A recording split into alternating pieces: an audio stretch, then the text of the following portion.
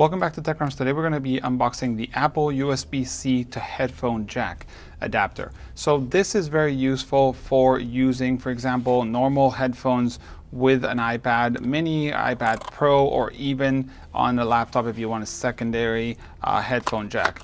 So it won't work with the iPhone because it's USB-C, not Lightning. Okay, so make sure that it's not the one you got for an iPhone, as the iPhone still uses Lightning. So we have the box with some papers here on the side, and then we have the adapter itself, which as you can see is held by some paper. So all we have to do is pull it out.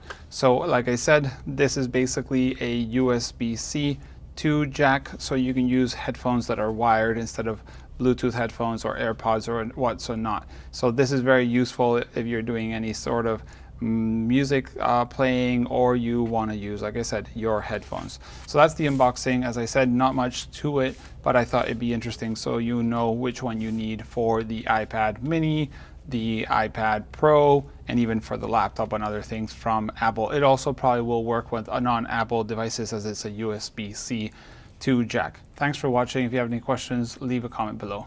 Bye.